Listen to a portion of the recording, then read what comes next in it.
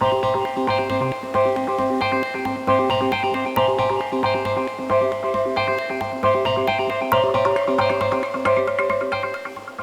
is as great as any season for adventure sports. The cold environment creates interesting and unusual conditions unique to this season. However, Mother Nature doesn't always cooperate with conditions we need for our winter fun. So of course, we ingenious humans figure out how to tip the scale in our favor. This is going to be a blast! Midwestern ice climbers have worked with the community of Sandstone, Minnesota to develop an ice park, modeled after the ice park in Ouray, Colorado. In parks like this, ice climbers can climb all winter, regardless of natural ice conditions.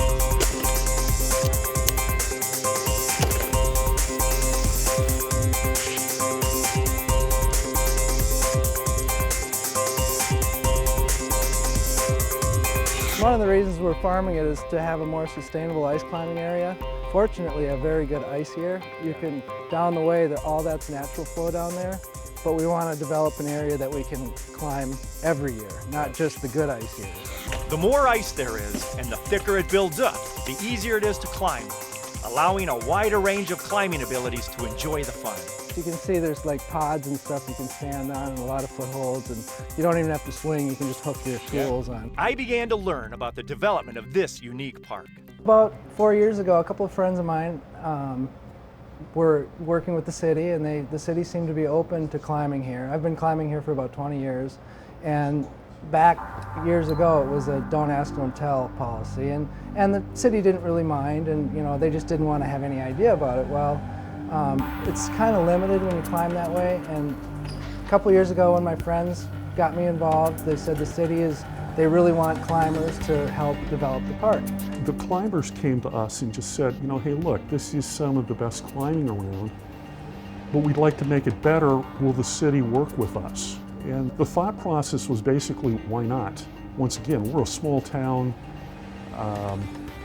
always looking for ways to bring people to town, to get people to stop at town, those kind of things. And I mean, we don't have a casino, we don't have the Mall of America, we don't have Lake Superior, those kind of things.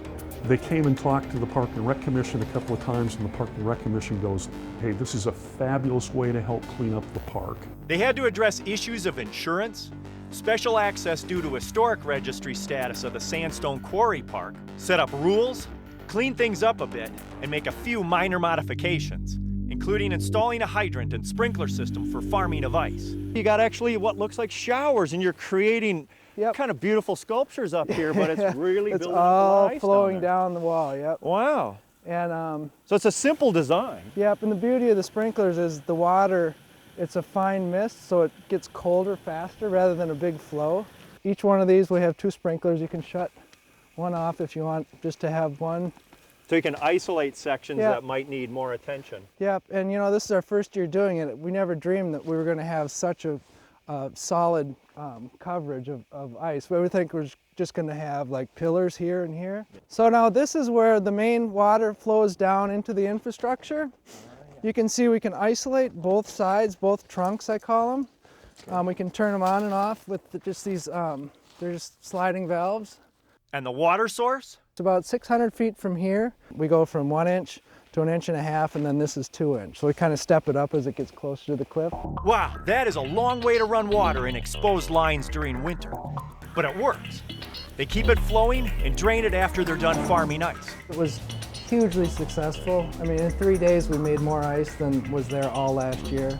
And I think over time, people are going to recognize that, and they're going to recognize that instead of this one small flowage, there's going to be 100 feet of big, thick ice to climb. We can have 10 to 30 climbers on a weekend. I think with now having an ice park and farming ice and having consistency where people know that if they drive to Sandstone that there will be ice here. Ice Fest, which is an annual celebration that we have here in Sandstone, early December, attracts climbers from all over the Midwest and actually all over the world. There's not much other climbing right here in the central Minnesota quite like this, where you have mixed rock and ice climbing, challenging thin ice, and just a variety of situations. It's really the Minnesota Climbing Association Sandstone has done a great job farming this, and this is the first year that we've had quite this solid of ice. You know, so much variety in the routes. It's a lot of fun. An ice park is not your usual classroom environment.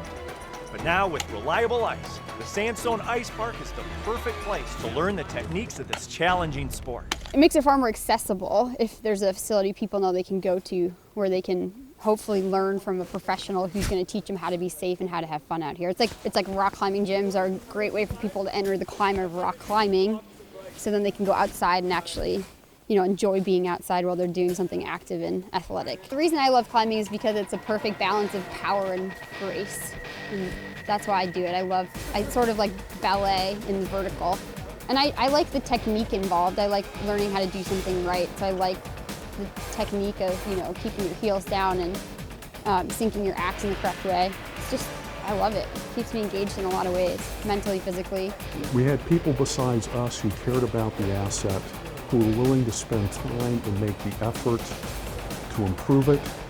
And so it made it not only better for them to climb, but it made it a better park for us. And now we have more locals going down there and using the park, and it's worked out ever so well. Ice climbers and a town government are surprising project partners. There was something special about these groups and their need for each other to make a better park for everyone. Life to the Max is brought to you by Life Touch. Photography for a lifetime.